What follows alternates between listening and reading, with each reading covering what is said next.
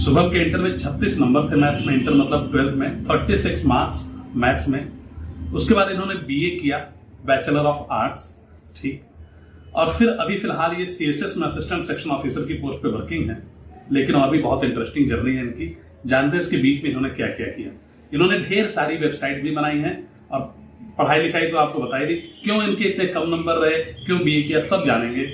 सबसे पहले तो ये बताइए, और इनकी जर्नी क्या रही एसएससी की, कैसे तैयारी करनी, सब जानेंगे। तो ये बताइए आप कि भाई इसके अलावा आपने क्या क्या वेबसाइट्स वगैरह बनाई थी, आपने बताया। यस सर, पहले मैं खुद के लिए वेबसाइट बनाता था। मेरा पैसा नहीं था सर, मुझे शुरू से ये था कि मैं वेब डेवलपमेंट में, कोडिंग में, इसी में करता था। मैं हैकिंग वगैरह भी शुरू में मैं किया करता था। ये बात है क्लास 9 की, जब 2009 की बात है सर ये। उस वक्त इंटरनेट इंडिया में पेनिट्रेट कर ही रहा था। तो सर मेरा ये था कि मुझे बड़ा इंटरेस्ट आता था। उस वक्त कोई यूट्यूब नहीं हुआ करता था, कुछ नहीं हुआ करता था। खुद से सर वेबसाइट वगैरह से ऐसे ही HTML सीख लिया, फिर CSS, फिर इसी तरह कर करके PHP वगैरह। तो कितनी वेबसाइट्स बनाई टोटल? सर मैंने अपने पर्सनल 20-25 मैंने अपने लिए बनाई होंगी, और बाकी मैं दूसरों के लिए वेबसाइट बनाता था। स्कूल्स के लिए बनाए हैं मैंने अलग अलग। तो मैंने 100+ वेबसाइट सर बना रखी हैं टोटल। 100 से ज्यादा वेबसाइट्स। Yes sir. और आपने बताया कि आप अपनी वेबसाइट पे एकदम टॉप पेज पे भी लेके आ जाते थे गूगल के। बिल्कुल सर, वो SEO से होता है, सर्च इंजन ऑप्टिमाइजेशन से। तो बिल्कुल सर, मतलब मैं बनाता ही इसलिए था, मुझे कॉन्ट्रैक्ट मिलता ही इसलिए था क्योंकि उस वक्त मेरी उम्र 17-18 साल थी। बट आसपास के सभी लोग मुझसे ही करते थे, जबकि मैं कोई एडवर्टाइजमेंट नहीं करता था। तो मेरा जो है ऐसे ही मतलब हो गया था नाम। हाँ, तो ये तो था इनका एक पहलू। अच्छा, तो उसकी अगली बात कि इंटर में इतने कम नंबर मैथ्स में कैसे रह गए? क्या कर रहे थे उस टाइम आप? कोई गर्लफ्रेंड मिल गई थी क्या? नहीं सर, ऐसा कुछ नहीं था। बेसिकली बात ये थी सर कि जब मैंने क्लास 9 में ही कंप्यूटर जिद करके मैंने खरीदवा लिया था अपने फादर से। उसके बाद में सर इतना ज्यादा उसमें इंटरेस्टेड रहने लगा कि मैं एकदम पैशनेट रहता था। मैं मतलब दिन भर में 12, 14, 15 घंटे सिर्फ कोडिंग सीखता रहता था। अलग अलग कॉलेजेस वगैरह की साइट्स वगैरह पे ट्राई करता रहता था ऐसे। तब तो यूट्यूब भी नहीं था, कैसे सीखते थे? कई वेबसाइट सर आज भी हैं जहाँ पर आप जा करके सीख सकते हैं। मतलब लर्न HTML, लर्न CSS आप करेंगे तो खुद से मैं सीखा करता था। स्कूल कॉलेज में तो कोई हेल्प मिलती नहीं थी सर, तो मैं स्कूल वगैरह जाना प्रेफर नहीं करता था क्योंकि वहाँ पे सर मैं कंप्यूटर टीचर से अगर कुछ सवाल भी करती तो उन्हें पता ही नहीं होता था। तो सर मैं यही करता था, घर बैठ करके मैं सर यही प्रेफर ही करता था कि मैं जो है घर पे ही कंप्यूटर वगैरह के नॉलेज लेता रहूं और ज्यादा इसमें करता रहूं मैं। तो इसलिए पढ़ाई लिखाई एकदम मतलब छोड़ रखी? हाँ सर, मुझे मतलब मेरा ये था कि सर अभी कुछ करना है। मतलब मैं उसी फील्ड में था ही। मैं वेबसाइट डेवलपमेंट में था, हैकिंग में था। मुझे एथिकल हैकिंग भी करना था, मेरा ये पैशन था कि मैं कॉलेज वगैरह भी ढूंढ लिया था मैंने। तो यही करता रहता था सर मैं, इसीलिए मैं पढ़ाई वगैरह बिल्कुल नहीं करता था। अच्छा, फिर आपने बीए किया है ना? Yes sir. एक्चुअली उसके बीच में सर क्या हुआ कि मैंने फिर अच्छा बताया था आपने कि आपका यूपी के जो सबसे बढ़िया कॉलेज माना जाता है, नंबर 1 रैंक है HBTI, उसमें भी आपका एडमिशन हो, मतलब आप गए थे शायद? यस सर, मैं HBTI में मेरा एडमिशन हुआ था। मैंने वहां पर एक सेमेस्टर पढ़ भी लिया था। उसके बाद सर मेरे फादर की डेथ हो गई थी उसी टाइम पे। तो सर मैं घर का अकेला लड़का हूँ, तो काफी रिस्पॉन्सिबिलिटीज अचानक से मेरे ऊपर आ गई। और उस वक्त सर मुझे कॉलेज छोड़ना पड़ा अपना, क्योंकि मेरी मदर सर अकेली रहती थी और इसलिए मैंने कॉलेज सर छोड़ दिया। और उसके बाद सर मैं घर बैठ कर ही वो करने लग गया, मतलब अपना कंप्यूटर वगैरह का काम। तो इसलिए सर 2 साल तो मैं घर पे बैठा रह गया सर। उस वक्त मैं बहुत ज्यादा डिप्रेस हो गया था, क्योंकि एक तरफ सब लोग वो भी कहने लग गए थे कि तुमने ये कॉलेज कैसे छोड़ दिया है। ये बहुत ही हार्ड डिसीजन था सर, क्योंकि सर मैंने एजुकेशन लोन पे वो कर रहा था। तो कहीं ना कहीं फैमिली वाले भी ये कहने लग गए कि ये लड़का मतलब बिगड़ गया है, ये अपने मन से डिसीजन ले रहा है। बट सर मेरे लिए मेरे मदर के अलावा कोई नहीं है, आज भी नहीं है। तो मैं मदर के लिए कुछ भी कर सकता हूँ आज भी। तो उन्हीं का ये सपना था सर कि खुश कर दिया एकदम। जी सर, तो उन्हीं के लिए मैंने कॉलेज छोड़ दिया सर। बीटेक बहुत हार्ड डिसीजन था और एजुकेशन लोन भी था सर पे। तो फिर मैंने कॉलेज छोड़ दिया। 2 साल में सर घर पे ही बैठा रहा, क्योंकि मुझे बीए करना ही नहीं था। तो घर पे बैठ के क्या कोडिंग वोडिंग किए या वो भी छोड़ा? कोडिंग वगैरह मैंने किया कुछ टाइम तक, बट उससे उस दौरान मेरा फेज ही कुछ साल आपकी जिंदगी में होते हैं जो खराब चलते हैं। बहुत लोग हमारे जो दर्शक है उनके लाइफ में भी ऐसा साल चल रहे होंगे, हो सकता हो। कुछ साल आपके लाइफ में ऐसे आते हैं ना जो आपको सिखा देते हैं, जो आपका टेस्ट लेते हैं, और वही फेज होता है आपका जो आपको बिल्डअप करता है। कहा जाता है ना कि सोना जब गलता है तो ही वो साइन करता है, जब उसको जलाया जाता है। तो मेरे वो वही साल थे। मुझे बहुत से ऐसे डिसीजंस लेने पड़े कि मतलब मेरे ऊपर एक तो एजुकेशन लोन, रिलेटिव्स ने तो बात करना छोड़ दिया था मुझसे। हाँ, ये तो नॉर्मल सा। हाँ, ये तो होता ही है सबके यहाँ पर। लोग एक्सपेक्ट मतलब करते थे, लोग सोचते हुए कि ये कुछ एक्सपेक्ट ना कर ले हमसे यार। तो मेरे सारे फ्रेंड्स भी कॉलेज वगैरह कहीं चले गए थे, कोई भी एडमिशन ले लिया था कहीं कहीं पर। तो मैं पूरी तरह से अकेला हो गया था। और सर शुरू से ही मेरा ये था कि मैं बीए वगैरह गवर्नमेंट जॉब की लाइन मुझे पसंद ही नहीं आती थी, क्योंकि मैं पूरी तरह से फ्रीलांसर के रूप में काम करना चाहता था। क्योंकि जब मैं क्लास 9 से ही 2009 से इस फील्ड में घुसा था, 4-5 साल मुझे हो चुके थे। उसके बाद मेरा गवर्नमेंट जॉब का कोई सपना ही नहीं था। ओके, तो फिर बीए की आपने? Yes sir. और बीए करते करते कैसे मन बन गया एसएससी की तैयारी का? सर फिर हुआ ये कि अचानक से फिर ना जो मैंने साइट्स वगैरह बनाई थी उस तरफ से भी मेरा मन हटने लग गया, क्योंकि सर एक प्रेशर आने लग गया था बहुत ज्यादा कि कुछ करो कुछ करो। सभी लोग मुझे वो करते थे कि ये तो कुछ नहीं कर पाएगा, तो मेरा मन कहीं नहीं लगना, मेरा घर पे मन ही नहीं लगता था। तो फिर मैंने सोचा कि अब लाइफ में कुछ नहीं कर पा रहे हैं तो अब बीए ही कर लेते हैं। तो फिर इसलिए मैंने बस बीए ज्वाइन किया, क्योंकि मुझे ऐसा लगता था कि बीए क्या करें, क्योंकि मैं टेक्निकल फील्ड का था। मैं किसी को ऑफेंड नहीं कर रहा हूँ, क्योंकि मैंने खुद भी बीए किया, इसलिए कोई ऑफेंड होने की बात नहीं है इसमें। और मेरे यहाँ पे मेरे फैमिली बैकग्राउंड में गवर्नमेंट जॉब वाले कई लोग हैं, मेरे दादाजी, मेरे चाचा जी, सभी लोग हैं। तो बट मेरा ये था कि मेरे को गवर्नमेंट जॉब में जाना ही नहीं था। मेरा शुरू से था कि मेरे टेक्निकल फील्ड में ही जाना है। मगर मैंने बीए ज्वाइन किया उसके बाद, और मैंने पढ़ाई भी की, उसमें भी मैंने पढ़ाई वगैरह नहीं करता था। तो उसके बाद फिर एक मेरा फ्रेंड मिला मुझे, जिसका नाम रवि है, वो आज भी मेरे साथ है। तो उन्होंने बोला कि जो है ऐसा करते हैं शुभम कि हम लोग पढ़ते हैं, हम लोग एसएससी का तैयारी करते हैं। तो उससे पहले सर मैं 2014 में एक पोस्ट ऑफिस का कोई एग्जाम हुआ था, मैंने उसे भी दिया था, उसमें मैं सेलेक्ट नहीं हुआ। मुझे पता नहीं था एसएससी एमटीएस क्या होता है, तो उसको देने के लिए मैं लखनऊ भी गया था। तो मेरा किसी में सिलेक्शन नहीं हुआ। तो मुझे ऐसा लगने लगा कि government job is very tough, और ये मेरे बस की बात नहीं है। Obviously it is tough, but उस दौरान मैं तैयारी भी तो नहीं किया था ना सर। तो हुआ यही कि जो है फिर हम लोग पढ़ने लगे, पढ़ना शुरू कर दिए। तो मेरा ये है कि जिस चीज में मैं सर करता हूँ ना, वो बहुत मन से करता हूँ। मैं सभी से यही कहना चाहूंगा कि अगर आप इस तैयारी को कर रहे हैं ना, तो बहुत ही मन से करिए, ऐसे नहीं कि हाँ बस हो रहा है। क्योंकि आप इसको, इतना कंपटीशन है ना कि अगर आप नहीं करोगे, और उस वक्त अगर जब आप नहीं पढ़ रहे हो तो कोई और कंपटीटर आपका पढ़ रहा होगा, और जब आप उससे एग्जाम में मिलोगे ना तो आपको डिफीट कर देगा। यही मेरा मूल मंत्र था। तो इसीलिए मैं एनी टाइम पढ़ता रहता था। रोड पे मैं चल रहा हूँ तो भी मैं पढ़ता, दिमाग में सोचता ही रहता था। मैं पैशनेट हो गया था एकदम से। फिर वापस कितने घंटे पढ़ते थे सर? पीक टाइम जो मेरा था वो सर 10-12 घंटे तक मैं गया था। इफेक्टिव टाइम नहीं था, मतलब आप पढ़ते हो तो उसमें इफेक्टिव टाइम भी होता है। तो मैं इफेक्टिव टाइम मान के चलिए 8 से 9 घंटे का एक इफेक्टिव टाइम आता था मेरा पढ़ने का। तो मैं मगर 10 से 12 घंटा बैठा रहता था। और जो शुरुआत मैंने की थी सर, शुरू में मैं 3 से 4 घंटे से मैंने शुरुआत ही की। ये मुझे क्योंकि ये समझ में आ गया ना कि मैं उस फील्ड में अब नहीं जा सकता, टेक्निकल फील्ड में, क्योंकि मेरे फादर अब थे नहीं, और कोई इतनी हेल्प कहीं से आप एक्सपेक्ट भी नहीं कर सकते। आपको अपनी लाइफ खुद बनानी होती है। तो फिर उसके बाद मैंने सोच लिया कि नहीं, आप पहले ये करते हैं, एसएससी करते हैं, उसके बाद ही कुछ करेंगे। अब करना तो है मगर करेंगे उसके बाद, जब एसएससी कर लेंगे। और जब मैं एसएससी में घुसा तो मुझे पहली बार पता चला एसएससी में मेरा इंटरेस्ट कैसे आया। क्योंकि मुझे लगता था कि ये जैसे गृह मंत्रालय और इनकम टैक्स इंस्पेक्टर, मुझे लगता था कि इसमें वही लोग जाते हैं, वो आईएएस वगैरह जो होते होंगे या पीसीएस होते होंगे। तो मुझे लगता था यही। और चूंकि ये मुझे लगता था कि बहुत टफ है, मुझे सीजीएल का मतलब पता ही नहीं था कि ऐसे कोई एग्जाम एग्जिस्ट भी करता है। तो फिर उसके बाद मुझे लगा कि अच्छा, इसमें इनकम टैक्स इंस्पेक्टर की भी जॉब होती है। अरे वाह, क्या बात है। अच्छा, गृह मंत्रालय में भी पोस्टिंग होती है। तब बड़ा मतलब मेरा बहुत इंटरेस्ट आ गया। तब मैं पढ़ने लग गया। मुझे था कि अब तो इसे निकाल के रहूंगा चाहे कुछ हो जाए। क्योंकि लाइफ एक बार मिलती है, ठीक है, उसमें आपको अपनी किस्मत खुद ही बनानी होती है। आप एक्सक्यूज देते रहो। मेरे पास तो इतना एक्सक्यूजेस थे ना सर कि मैं चाहता पड़े आराम से। मेरे ऊपर सर पे एक एजुकेशन लोन हो रखा था, कोई पूछता नहीं था, फादर थे नहीं, कोई गाइडेंस, मेरे पास तो कोई गाइडेंस ही नहीं था सर। मगर ये था कि निकाल के रहेंगे, चाहे कुछ हो जाए, पढ़ते पढ़ते मर जाएंगे, बट एग्जाम तो निकाल देंगे चाहे कुछ भी हो जाए सर। क्या तो शायद इसीलिए मेरा कितने साल की तैयारी थी ये पूरी गवर्नमेंट एग्जाम की?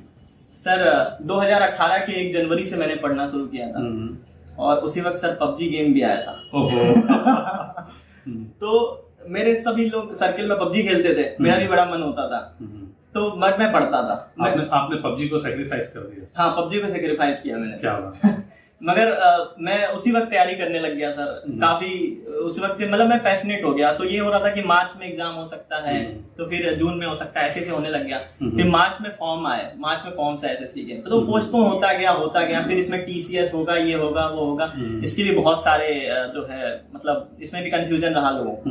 तो फाइनली फिर ये हुआ कि एग्जाम हुआ, जून में हुआ 2019 के 4 जून को मेरा एग्जाम था। 2018 जनवरी से तैयारी शुरू की, 1.5 साल बाद एग्जाम। हाँ, 1.5 साल बाद एग्जाम। और बच्चे क्या सोचते हैं, आज फॉर्म निकला है, नोटिफिकेशन आई है, अब तैयारी शुरू करेंगे तो 3 महीने बाद एग्जाम होगा, सेलेक्ट हो जाएंगे। देखिए, तो ये थोड़ा सा आपको अपना एटीट्यूड चेंज करने की जरूरत है। बिल्कुल सर। और सबसे बड़ी बात ये होती है ना सर कि आप अगर आप ये सोच रहे हैं कि आपका सिलेबस जब आपका खत्म हो जाएगा तब मैं एग्जाम में बैठूंगा, तो मुझे ऐसा लगता है, हो सकता हो कि मैं गलत हूं अभी भी, मगर मुझे ऐसा लगता है कि सिलेबस आप कभी खत्म ही नहीं कर सकते, क्योंकि किसी भी एग्जाम का हो सकता हो कोई एग्जाम ऐसे हो जिसके सिलेबस छोटे हो, बट सिलेबस बहुत खत्म नहीं कर सकते आप, क्योंकि इनफाइनाइट है ना फिर वो इसको। ऑब्वियसली आप जीएस देख लें, जीएस 50 नंबर का ही आएगा, लेकिन आप कितना भी पढ़ ले 50 लाना। बिल्कुल, आप कॉम्पिटिटिव एग्जाम दे रहे हैं, ठीक है, सिलेबस आप नहीं खत्म कर सकते। तो मैंने ये सोच लिया था ना कि थोड़ा थोड़ा अगर आप करके खाओगे ना तो हाथी को भी खा लोगे आप। क्या बात है, ठीक है, थोड़ा थोड़ा करके खाओगे तो आप हाथी को भी खा लोगे। और दूसरी बात ये था कि मैंने फिक्स कर लिया था, कुछ कोर्स मैंने अपने दिमाग में बैठा लिए थे। क्लैरिटी होनी चाहिए बेसिकली सर, आपके लाइफ में क्लैरिटी होनी चाहिए जो आप जो भी कर रहे हो। जब मैं टेक्निकल फील्ड में था तो मुझे क्लैरिटी थी इसी फील्ड में जाना है, इसीलिए मैं उसमें बहुत ऊपर गया। जब मैं इसमें आया तो उसमें मेरे को क्लैरिटी हो चुकी थी कि अब करना है तो यही करना है। और जैसे कि होता है ना कि ये एग्जाम करूं, ये करूं, बैंकिंग भी कर लूं, मेरे को क्लैरिटी थी सर कि मैं एग्जाम्पल लेता हूँ, आप 100 जगह 1-1 फीट गड्ढा खोदोगे ना, कहीं से पानी नहीं आएगा। आपको एक जगह 100 फीट गड्ढा खोदना होता है, और वो आपने एसएससी में खोदा है। तो एक जगह 100 फीट गड्ढा खोदना, अगर आप पानी नहीं आएगा ना तो आप गड्ढा खोदने के मास्टर बन जाओगे, मतलब आप टीचर बन सकते हो, आप बहुत स्कोप है फिर उसके बाद। मगर आपको पढ़ना है, आपको यहाँ पर साधन मिल जाएगा ना, आपको पढ़ाई कभी बेकार नहीं जाती सर। जो मैंने टेक्निकल फील्ड में जो नॉलेज यूज किया आज भी मुझे वो बहुत काम आते हैं। तो कभी भी कोई भी की हुई पढ़ाई कभी बेकार नहीं जाती। तो इसलिए सर मेरा ये था कि consistency is the key sir. लगातार पढ़ता था मैंने। अपने बहुत ही क्लोज रिलेटिव्स के, मेरे मामा जी जो मेरे हमेशा मेरे साथ खड़े रहे हैं सर हर परिस्थितियों में। मेरे जो पिताजी का भी जो प्रॉब्लम हुई थी सर उसमें भी, तो मैं उनके एंगेजमेंट में मैं नहीं गया सर। तो पढ़ने के लिए सर मेरे भैया थे बहुत, तो उनके एंगेजमेंट में मैं एकदम करीब के मैंने शादियां छोड़ी हैं सर। मतलब ये तो अल्टीमेट सेक्रीफाइस हो गया। बिल्कुल सर, मैं मतलब एक दिन भी मैं वेस्ट नहीं करना चाहता था सर। मैंने फ्रेंड्स मेरे घर पे आते थे, मैं उनसे मिलता नहीं था। आज मैं भी इन लोगों को ना अपनी वाइफ वगैरह को घर भेज देता हूँ, 1 साल मुझे चाहिए। तो हाँ, तो वही मैं जो है एकदम डेडिकेटेड हो गया था, पैशन हो गया था कि पढ़ते पढ़ते भले मर जाएंगे बट ये एग्जाम निकाल के रहेंगे, क्योंकि अब ये डू और डाई वाली बात हो चुकी थी। ये सिर्फ कहने वाली बात नहीं थी और मुझे निकालना था, ये नहीं तो फिर कुछ नहीं है, ऐसा था। तो रोज 10-12 घंटे पढ़ते रहे? हाँ, 10-12 घंटे पढ़ते रहे, क्योंकि मुझे और कुछ था भी नहीं मेरे पास ऐसा काम। तो मैं पढ़ता था। मेरे फ्रेंड्स ने मैं मतलब बाय गॉड्स ग्रेस मेरे फ्रेंड्स बहुत अच्छे हैं, तो मेरे फ्रेंड्स ने पूरी हेल्प की मेरी अदर वर्क्स में। बाकी मैंने बहुत पढ़ाई की है सर। ओके, तैयारी कर पहले अटेम्प्ट में आपने क्लियर किया? हाँ सर, मैंने पहले ही अटेम्प्ट में ये क्लियर कर लिया था, भगवान के पास। बताएं कि मैथ्स के लिए किताबें कौन कौन सी यूज कर सकते हैं बच्चे? बिल्कुल सर, मैथ्स में बेसिकली एडवांस मैथ और अर्थमेटिक अगर हम 2 भागों में बांटे, तो अर्थमेटिक में सर अगर मैं बात करूं तो आप किरण प्रीवियस ईयर क्वेश्चंस अगर आप लगा लें, या तो अगर आपको बुक से पढ़ना नहीं अच्छा लगता तो आप किसी भी एक अच्छे टीचर का कोर्स ले लें ऑनलाइन। और या फिर आप ये भी कर सकते हैं कि पहले तो आप देखिए ये करिए कि आपको सिलेबस को समझना जरूरी है। तो आप सिलेबस में देखिए कि सिलेबस में क्या क्या किस किस टॉपिक से आता है। जैसे कि मैं एक बात बताना चाहता हूँ आपको क्यों जरूरी है। जैसा आप लोग ये भी पूछते हैं, तो परेटो नाम के एक साइंटिस्ट थे, ठीक है, तो उन्होंने 80-20 प्रिंसिपल बनाया। उसमें उन्होंने कहा कि जो रोड्स होते हैं ना, जो उसमें 20% रोड पर ही 80% ट्रैफिक होता है, तो 20% कपड़े ही 80% टाइम हम लोग पहनते हैं। क्या बात? तो इसी तरह से 20% क्रिमिनल ही 80% क्राइम कर रहे होते हैं। तो आपको ये समझना पड़ेगा कि आपका जो सिलेबस है ना उसमें 20% कौन से चैप्टर हैं जिससे 80% क्वेश्चन आते हैं। क्या बात, क्या मजा आ गया जी। तो ये आपको देखना पड़ेगा, और वो 20 हो सकता है 20 ना हो, 30 हो, बट आपको कोर आप ये समझो। मैंने भी ये देखा, जब मैंने प्रिंसिपल सुना तो मुझे लगा कि ये तो कुछ भी बोल रहे हैं, बट ऐसा नहीं है। आप खुद भी अपने आसपास ऑब्जर्व करना कि 20% ही हमारे एक्शंस 80% रिजल्ट के लिए जिम्मेदार होते हैं। तो इसको आपको सिलेबस में अप्लाई करना है। आप उन चैप्टर्स को पहले देखो, कि कौन से चैप्टर्स हमारे लिए मतलब हमारे एग्जाम में कोर वैल्यू रखते हैं, उनसे 80% मार्क्स हमारे आ सकते हैं और उन चैप्टर्स पे एक्सपर्टीज हासिल करनी है। जैसे मैं बात करूं कि मैथ्स में एक बड़ा important chapter percentage, yes, percentage, profit and loss, percentage आएगा तो प्रॉफिट एंड लॉस आएगा, यस, उसी पे सिंपल इंटरेस्ट और कंपाउंड इंटरेस्ट भी आएगा। तो एक चैप्टर का 4 चैप्टर आपका तैयार करा सकते हैं। बिल्कुल बिल्कुल बिल्कुल सर, ऐसे चैप्टर्स आपको खोज के निकालने पड़ेंगे, है ना? यस सर, बिल्कुल। तो आप किसी भी एक अच्छे टीचर की क्लासेस ले सकते हैं और उसके बाद अगर पहले आप सिलेबस को आप समझ गए अच्छे से, उसके बाद आपने अगर आपको बुक से नहीं समझ में आ रहा है तो क्लासेस लेना, नहीं तो अगर आप ऐसा कर सकते हो कि अगर आपको मान लो कोई चैप्टर है परसेंटेज तो उसके यूट्यूब पे आप सर्च कर सकते हो। मैंने ऐसे ही पढ़ाई किया सर, शुरू में तो मैंने ऐसे ही पढ़ा कि अलग अलग बहुत सारे यूट्यूब चैनल्स हैं, उनके आप सर्च कर लो कि हाँ परसेंटेज, तो उन्होंने पूरी प्लेलिस्ट बना रखी है तो आप उससे देख सकते हैं।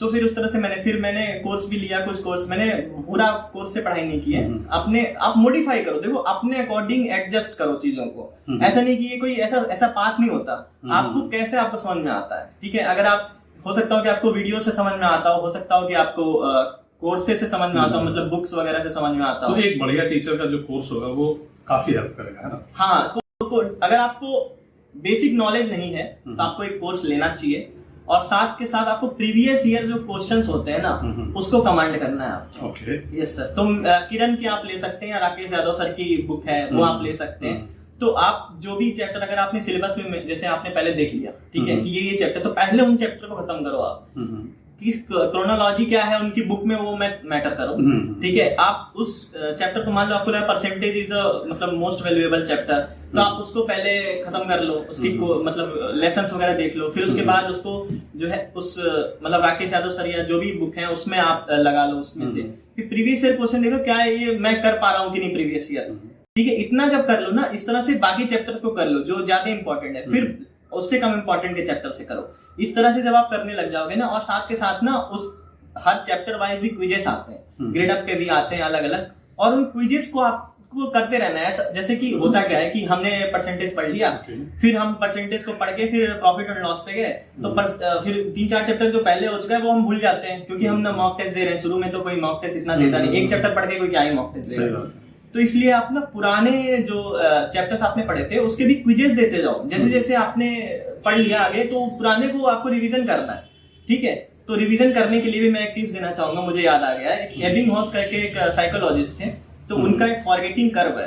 तो चूंकि मेरा बीए में साइकोलॉजी था तो इतना मैंने सीखा वहां से। तो एबिंगहॉस का सर्च करना, फॉरगेटिंग कर्व होता है। तो उसमें ये होता है ना कि हमारा रिटेंशन कितना होता है, जो भी चीज हम पढ़ रहे हैं, जैसे मान लो हम कोई भी चीज पढ़ रहे हैं तो हम उसको कितने घंटे बाद कितना परसेंटेज याद हो जाता है। इस पे बहुत सारी रिसर्चेज हुई हैं। तो एबिंगहॉस का फॉरगेटिंग कर्व वो सर्च कर लेना, और उसके बाद वहां पर आप देखोगे ना कि 1 दिन बाद उनके अनुसार याद करना चाहिए, फिर 3 दिन बाद, फिर 7 दिन बाद। आपने सुना भी होगा ये चीज। तो ये जो भी लोग होते हैं ना वो उसी कर्व से ही बात कर रहे होते हैं। तो खुद से अपने हिसाब से एडजस्ट करना चीजों को, तो फिर बहुत सही होता है, इससे बहुत अच्छा रहता है। ओके, तो ये तो बात हो गई। थोड़ी सी हमने मैथ्स की बात कर ली। इंग्लिश में आपने न्यूज़पेपर डेली पढ़ा था या नहीं पढ़ा था? नहीं सर, इंग्लिश में न्यूज़पेपर मैंने डेली नहीं पढ़ा था। इंग्लिश माध्यम से यहाँ पे हिंदी माध्यम से? नहीं सर, टोटली हिंदी माध्यम से। टोटली हिंदी मीडियम, ठीक है। Yes sir. तो फिर कैसे इंग्लिश सुधारी? सर इंग्लिश, सर पहली बात तो ये है ना कि इंग्लिश आप ऐसे नहीं सुधार सकते कि मैं इंग्लिश सुधारने जाऊंगा तब मेरी इंग्लिश सुधरेगी।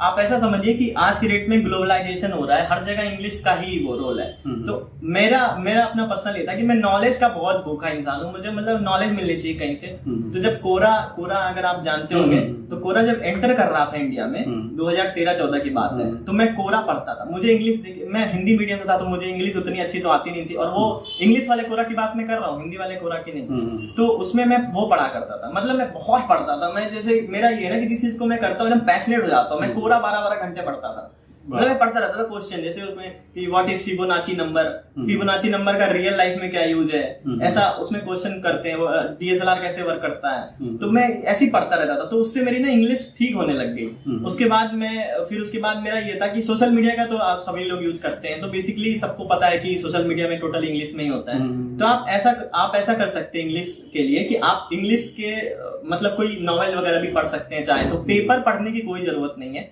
आपको इंग्लिश सीखना है, आपको पीएचडी नहीं करनी उसमें। तो आपको ऐसे लेमेंस टर्म में आपको समझनी है चीजों को, कि आपको समझ में आ जाए। ठीक है। तो मेरा वोकेबलरी, मगर बेसिकली वोकेबलरी पे आपको ध्यान देना होगा। देखिए अगर आपने इंग्लिश की बात किया है तो सर इंग्लिश के 3 पार्ट होते हैं।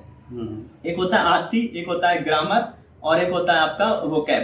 ठीक है, आरसी मतलब रीडिंग कॉम्प्रिहेंशन। हाँ, रीडिंग कॉम्प्रिहेंशन, उसमें क्लॉज टेस्ट भी आता है। आरसी, ग्रामर और वोकैब। सबसे इंपॉर्टेंट पार्ट जो है, जो मैंने अभी परेटो प्रिंसिपल की बात की, उससे अगर आप देखोगे सबसे इंपॉर्टेंट है वोकैब। अगर आपका वोकैब पे कमांड है ना तो आपका फिर, क्योंकि लोग ग्रामर पे तो कर लेते हैं, आरसी वगैरह पे भी कर लेते हैं, वोकैब पे उनके क्वेश्चन ही छूट जाते हैं। और अगर आप देखो आपके कुछ नंबर से अगर आप मिस कर रहे हो ना तो आपकी पोस्ट फिर अंतर आ जाएगा आपके पोस्ट में। तो आप वोकैब के लिए मैंने जो है एमबी पब्लिकेशन की अजय सिंह सर है, उनकी बुक खरीदी थी मैंने, OWS और EDM की पतली पतली बुक्स आती हैं सर, 40-40 रुपए की, वो आपको कहीं भी मिल जाएंगे। तो आप वहां से आप ले सकते हैं। और उसके बाद डेली 20-20 या अपने हिसाब से देख लो। देखो कोई ऐसा रूल नहीं होता कि आपको कोई बताएगा कि 10 याद करो, 20 याद करो। आपको कितना याद आ रहा है, शुरू में आपको कितना मन कर रहा है उतना करो ना, फिर उसके बाद आप इंटरेस्ट अपना अपने आप जग जाएगा आपका। तो वो वैसे में याद करते गया, मैंने वो पूरी बुक खत्म कर ली। फिर उसके बाद वो जब दोनों खत्म हो जाए उसके बाद आपको एसपी बख्शी मैंने तब उठाई थी, ठीक है, मैंने एसपी बख्शी उसके बाद उठाया। और एसपी बख्शी से पूरी वोकैब दिया हुआ है, काफी पेजेस के हैं। और वोकैबुलरी याद करने का मुझे तो सबसे ज्यादा तरीका लगा कि अगर आपको याद करनी है ना तो फिर आप वोकैबुलरी को जो है लिख लिख करके याद करो। मतलब उस वर्ड को अपने सेंटेंस में यूज करके, मतलब कि मान लो कोई वर्ड है उसको अपने सेंटेंस में। एसपी बख्शी की किताब आपने बताई वोकैब के लिए, है ना, जो काफी बढ़िया किताब है मेरे ख्याल से। ठीक है, वो हो गई। इसके अलावा आरसी वगैरह के लिए रीडिंग कॉम्प्रिहेंशन है या बाकी चीजों के लिए भी आपने कैसे करा था? सर मैं वही बता रहा था, एसपी बख्शी की बुक को पढ़ना कैसे है सर। वोकैब में सर मैं ऐसा है कि वोकैब मेरी बड़ी अच्छी हो गई थी सर। तो वोकैब पढ़ा कैसे जाता है सर? देखिए वोकैब अगर आप क्रैम करते रहोगे, रखते रहोगे कि इसका मतलब ये ऐसा कुछ भी, गुड का मतलब अच्छा, बैड का मतलब बुरा, तो वो फिर आपको लॉन्ग टर्म तक नहीं याद रहेगा। एग्जाम में जब आप बैठते हो ना सर, मतलब एग्जाम में जब आप बैठते हो तो फिर आप पैनिक हो जाते हो। उस वक्त आपको क्रैम की हुई चीजें नहीं याद रहती, जो आपको समझ में आ चुकी होती है ना वही याद रहती है। तो वोकैब मैंने ऐसे याद किया था कि एसपी बख्शी, जो कि अगर आप वोकैब याद करने बैठोगे तो आपको ऐसे ऐसे वर्ड्स मिलेंगे जो ना आप पे कभी काम आने वाले हैं, ना आपने कभी सुने ही होंगे। तो उनको क्या करना है कि एक वेबसाइट है vocabulary.com, ठीक है, मैंने ऐसा किया था कि हर वर्ड को मैंने vocabulary.com पे सर्च कर लिया था। और उसमें कुछ फनी एग्जांपल्स दिए जाते थे। जैसे कि अभी मुझे वर्ड याद आ रहा है, जैसे कि पॉम पॉम एक वर्ड है, ठीक है, तो जो चीयर लीडर्स हाथ में पकड़ के तो नहीं करती है जो ऐसे, उसको पॉम पॉम बोलते हैं, ठीक है। तो वो वहां पे ऐसे एग्जांपल में लिखा होता है कि व्हाट इज, इसका मतलब क्या होगा, फिर फनी सिचुएशन में दे देता है। और वो तो आपको देखना ही है vocabulary.com से। और साथ में आपको खुद भी एक वर्ड बनाना है। जैसे कि आप कुछ अपने पर्सनल लाइफ में अपने दोस्तों पे बना ले सकते हो, अपने गर्लफ्रेंड पे, जिस पे मन करे उस पे बना लो और उसको वहां पर लिख सकते हो आप कि उस कॉपी में पहले वर्ड लिखो, फिर उसके बाद उस शब्द का मीनिंग लिख लीजिए आप। अगर आप हिंदी मीडियम के तो हिंदी में मीनिंग लिख लीजिए। बट जो आप इंग्लिश में वर्ड बना रहे हैं ना, मतलब सॉरी जो एग्जाम्पल लिख रहे हैं ना, कोशिश करिए उसको इंग्लिश में लिखने का, या तो आप हिंदी में भी लिख सकते हैं कि इसे देख करके मुझे ऐसा जो भी वर्ड है इंग्लिश में वो लगता है, ऐसा कुछ भी, ठीक। तो इस तरह से जब आप करते रहेंगे ना तो आपको वो ना दिमाग में आ जाता है, तो फिर आपको अच्छा लगता है, क्योंकि आप उन्हीं चीजों से रिलेट कर सकते हो ना जो चीज आपको फनी हो थोड़ी सी, या इमोशन ट्रिगर करती हो। एक्चुअली मैंने इस पे थोड़ी सी रिसर्च की है कि याद कैसे रहती हैं चीजें मेमोरी वगैरह पे। तो मैंने ये देखा कि मैंने रिसर्चेस पढ़ी है, तो उसमें ये था कि अगर आप इमोशन ट्रिगर करने वाली चीजें अगर आप कर सकते हो किसी भी, अगर आप पानीपत के युद्ध से भी कुछ ऐसा बना सको कि आप इमोशंस को ट्रिगर कर पाओ अपने, तो आपको पानीपत का युद्ध याद रहेगा, या आप किसी फनी चीज से जोड़ दो उसको, तो इस तरह से कोई भी चीज याद रहती है। और कॉम्पिटिटिव एग्जाम में तो आपको दूसरे से आगे निकलना है, उसमें याद तो करना सबसे इंपॉर्टेंट है। तो इस पे भी थोड़ा सा देखो, कोई भी चीज अगर करो ना तो उसको आपको बुक्स तो बहुत लोग बता देंगे, मार्केट में बहुत सी बुक्स हैं, मैं कोई ऐसा बुक नहीं बताऊंगा कि जो आपको मैं बता दूं और वही पढ़ लो वहीं से आएगा। देखो होता क्या है ना कि किसी भी चीज को करने का तरीका होता है, तो आप ना साइंटिफिक तरीके से करो।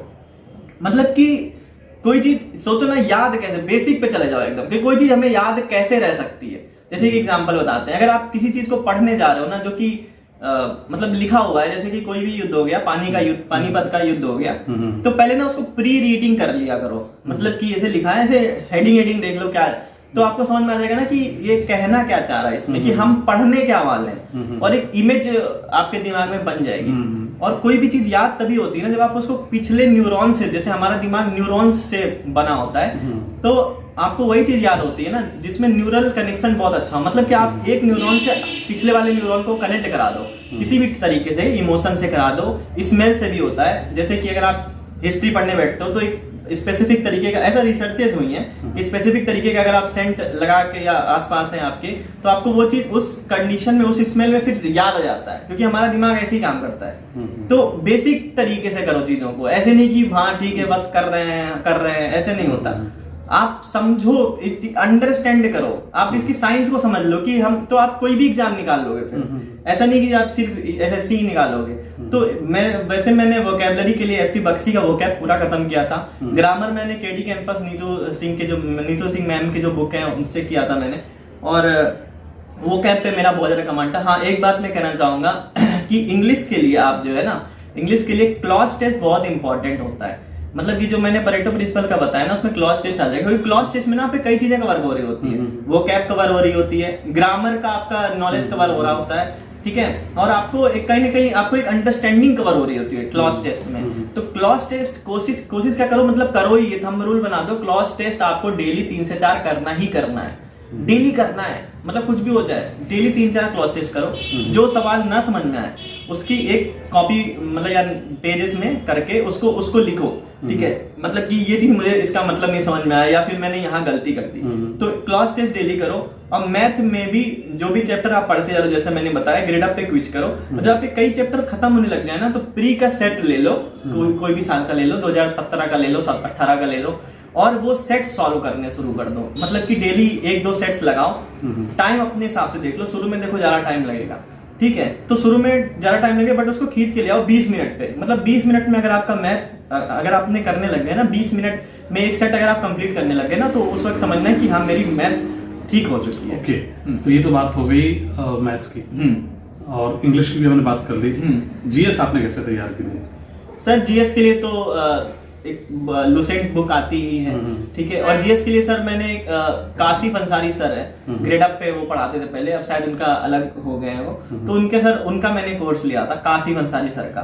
बाकी मैंने लुसेंट में, देखो एक जगह नहीं रहो कि ये सर जो पढ़ा रहे हैं बस वहीं से पढ़ना है, लुसेंट से भी पढ़ो, ठीक है, और सर से भी पढ़ो, क्योंकि यहाँ पर ना कॉम्पिटिटिव एग्जाम है। अगर आप एक ही सर से सिर्फ पढ़ रहे हो तो वो बहुत लोग उनका बैच खरीद रखे हैं, तो आप कैसे अलग हो गए। Previous year question is a very important thing in GS, ठीक है, और उसके बाद मैंने बताया प्रीवियस, देखो किसी भी चैप्टर में प्रीवियस ईयर पे कमांड होनी चाहिए। मतलब प्रीवियस ईयर से अगर कोई क्वेश्चन पूछ दिया गया ना, तो वो तो बताना ही है तुम्हें, उसके ऊपर की चीजें करनी है, प्रीवियस ईयर तो होना ही चाहिए। ये जो हो गया, जैसे मैंने बताया, किसी सर का आप अगर कोर्स ले रहे हो, उसके बाद आप वो तो लो ही, उसके साथ साथ आप प्रीवियस ईयर पेपर्स भी करते रहो, क्विजेस देते रहो। डेली लेवल पर कुछ नहीं कर रहे हो, कभी खाली हो तो क्विजेस दे लिया, या समझ रहे हो। तो लूसेंट, और हाँ करंट अफेयर की जहां तक बात होती है सर, तो मैं कोई न्यूज़पेपर नहीं फॉलो करता था, तो मैं करंट अफेयर्स के लिए मंथली सर ऑन लाइनर आती है सर, तो मैं मंथ के लास्ट में अड्डा से मिल जाएगी आपको, ग्रेड अप से मिल जाएगी, तो आप वहां से फ्री में डाउनलोड कर सकते हो। जीके टुडे से डाउनलोड कर लो, तो वो फिर मंथ के लास्ट में आप उसको पूरा 4-5 दिनों में खत्म कर लो। और देखो कोई भी चीज पढ़ो ना, तो उससे पहले जो पढ़ा था ना उसको भी साथ में पढ़ो। इससे क्या होता है ना कि सिस्टम से याद होता जा रहा है, जो आपने 5 टाइम पहले पढ़ रखी थी वो 5 बार याद हो गया। तो ऐसा मतलब एक टाइम में एक ही चीज याद कर रहे हैं, फिर ये मेरा तरीका है अपना, मैं ऐसे ही करता हूँ इस तरह से सर। अच्छा, रीजनिंग में आपने क्या करा था? रीजनिंग में मैंने कुछ नहीं किया था सर। प्रीवियस ईयर लगाए थे? प्रीवियस ईयर तो लगाना ही होता है, प्रीवियस ईयर आप लगाओ रीजनिंग में, और उसके साथ साथ आप ये करो कि उसमें से जो आप क्वेश्चन नहीं कर पा रहे हो, उस चैप्टर को पढ़ो, जहां से भी पढ़ लो, यूट्यूब से ही पढ़ो। देखो मतलब उसमें ज्यादा दिमाग लगाने की जरूरत नहीं है। जो चैप्टर नहीं आ रहा है, कोई भी चीज हो सकता है, जैसे सिटिंग अरेंजमेंट हो तो बैंक का टॉपिक है, मैं एग्जांपल ले रहा हूँ, तो आप उस सिटिंग अरेंजमेंट का देख लो फिर यूट्यूब पर कि कैसे होता है, उसको पढ़ लो। उसके बाद रीजनिंग का भी ज्यादा मॉक टेस्ट के चक्कर में नहीं पढ़ना है। जब ये सब सिलेबस कवर होने लग जाएगा, तो लास्ट में फिर जब एक पूरा मॉक टेस्ट लगने लगे, तो फिर रीजनिंग का आप लगा लो। अगर आपको ऐसा लगता है कि रीजनिंग आपकी ज्यादा ही वीक हो रखी है, तो फिर आप रीजनिंग के लिए चैप्टर वाइज यूट्यूब से ही वो करो, इसके लिए ज्यादा, क्योंकि रीजनिंग कंपैरेटिवली इजी आती है। Yes sir. तो ये थी पूरी प्रिपरेशन स्ट्रेटजी, पूरी जर्नी जो हमने जाना शुभम से। आपके कोई क्वेश्चन हो तो आप जरूर बताइएगा। सर डेफिनेटली मैं एक मेरा एक सर वो था कि मैंने जब पढ़ाई किया था तो मैं एक कोट में सर अपने जब मैं पढ़ता था तो हमेशा लगा के रखा था, और आज जो है मैं अपने जो है बेडरूम में लगा के रखा है sir. World champion Muhammad Ali का सर कोट है कि I hated every minute of my training but I said don't quit, suffer now and live rest of your life as a champion. मतलब कि मैंने अपने ट्रेनिंग के हर क्षण से नफरत की। जैसे अगर आप पढ़ रहे होगे ना, अगर आप जब आप पढ़ाई करते हो तो आपको नफरत होती है कि मैं क्यों पढ़ रहा हूँ, जिसका ना तो उतना कोई काम है ना कुछ है। तो मैंने उसने भी जो वर्ल्ड चैंपियन मोहम्मद अली है उसका आप देखना जा करके, उसने भी अपने ट्रेनिंग के हर क्षण से नफरत की, बट उसने खुद से कहा कि अभी मत रुको, डोंट क्विट, सफर नाउ, मतलब इसको सह लो किसी तरह से, एंड अपनी बाकी की जिंदगी एक चैंपियन की तरह जियो। तो बस आपके ऊपर डिपेंड करता है कि आप आगे की जिंदगी चैंपियन की तरह जीना चाहते हो कि एक आप जैसे आज जी रहे हो बस वैसे ही जीना चाहते हो। तो बस आपके ऊपर डिपेंड करता है सर। इसी के साथ इस वीडियो को हम लोग खत्म करते हैं। आपके जो भी क्वेश्चंस हो, जो भी सजेशंस हो, कुछ और पूछना चाहते हैं तो आप लोग डेफिनेटली कमेंट करके बताइए, हम लोग आंसर करेंगे उसका, या फिर एक वीडियो कंपाइल करके बनाएंगे। Thank you everyone, bye. नमस्कार।